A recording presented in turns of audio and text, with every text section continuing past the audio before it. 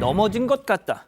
자, 아버지를 살해한 뒤 사고사라고 주장했던 전직 권투 선수 아들에 대한 얘기인데 자세한 내용에 앞서서 먼저 이 사건이 발생했던 지난 1월로 돌아가 보면 아버지가 쓰러지고 나서 이 권투 선수 아들이 직접 신고 전화를 했다고요. 맞습니다. 당시에 이제 지난 1월이었는데요. 이 전직 권투 선수가 경찰에 전화를 해서 아버지가 숨진 것 같다. 그런데 아무래도 사고로 숨진 것 같다. 이렇게 얘기를 했는데 아버지의 시신에서 멍자국과 골절이 발견이 됐고 나중에는 장기도 파열된 사실이 추가로 드러났습니다. 그러니까 아버지 죽음에 대해서 아버지가 그냥 갑자기 쓰러지셔가지고 저렇게 가셨다라고 주장을 했는데 역시 또 부검을 해보면 그렇죠. 다 나오지 않습니까? 검안을 경찰이 뭐 합니다. 해서 예. 멍자국이 많으니까 일반적으로 멍자국 그렇다면 부검을 요청을 하고요. 국가수에서 이제 국립과학수사연구원에서 부검을 해보니까 갈비뼈, 가슴뼈 이 골절이 돼 있었고요.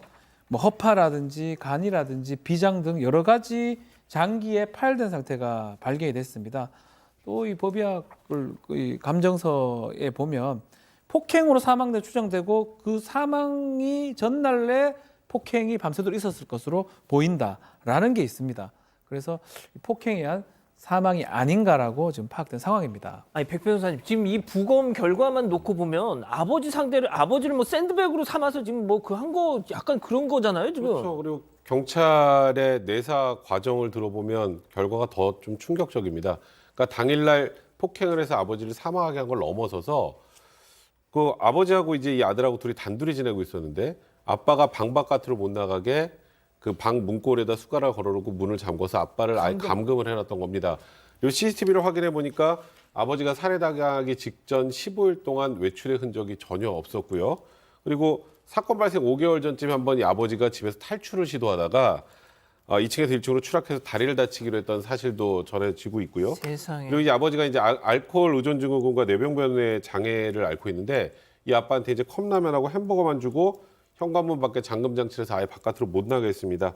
그리고 이제 아버지가 아들하고 이렇게 동거하는 동안에 의료기관에 가서 뭐 진료를 받게 하거나 뭐 씻기거나 하는 사실도 전혀 없었던 것으로 확인됐습니다. 아니 교수님 이게 뭐예요 도대체 이게 지금? 아니 저는 뭐 이런 존속 살해 뭐 아버지 뭐 부모를 죽이고 하는 사건 봤지만 이거는 거의 감금의 학대 끝에 살해를 한 거 아닙니까? 얘기만 들어보면. 네, 제가 이제 존속 살해 관련되는 그 논문을 한 5년 전에 쓴 적이 있어요. 근데 이제 그걸 보게 되면 지금 이 사람이 1월 3일 날 오후 9시 반에 술에 취한 채 들어와 가지고 아버지를 보고 격분해서 이제 살해했다. 이렇게 알려져 있고요. 그리고 이제 그 원인에 대해서는 협의 이혼을 한 그 어머니가 지난해 9월 집에서 완전히 이제 떠나니까 아버지하고 둘이서 살면서 불만이 누적이 된 것이 바로 원인이다. 이렇게 얘기를 하고 있는데 예. 통상 이제 이 아버지 같은 경우 지금 알코올 의존 증후군에 있다라고 하지 않습니까? 예.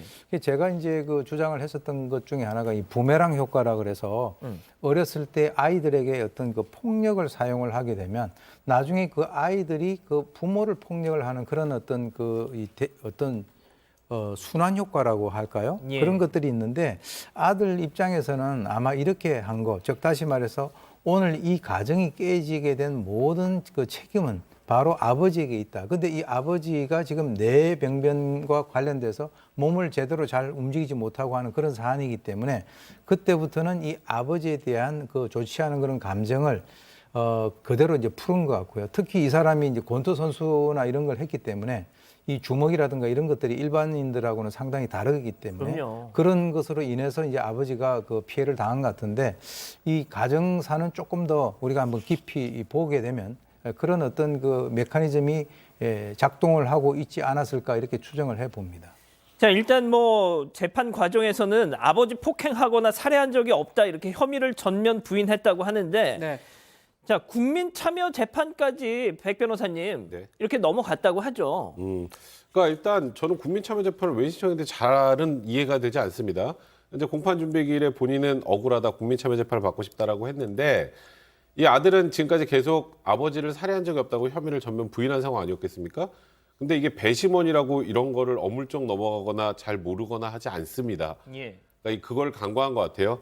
쉽게 말해서 판사보다는 배심원들이 좀 낫지 않을까라고 생각하지 않았을까 이렇게 추정할 수 있는데 전부 다 유죄 의견을 냈고요. 배심원 전원 유죄 의견을 냈고 그리고 배심원 4명은 징역 10년에서 16년, 배심원 5명은 징역 7년 정도가 적당하다라고 그렇게 평결을 냈습니다.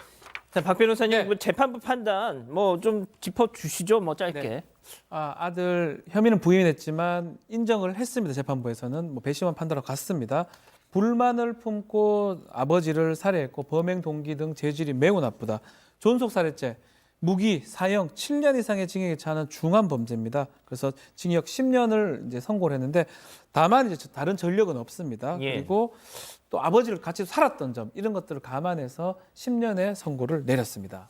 아니 근데 뭐 솔직히 그저 같이 산 거 말고는 자식 도리를 전혀 안 했어요. 아까 백 변호사님 말씀하신 것처럼 뭐 밥 대신에 컵라면, 햄버거 같은 거 그냥 밀어 넣어주고 한 번도 병원에 데려가지도 않고 사망할 때까지 한 번도 씻겨주지도 않았다는 겁니다.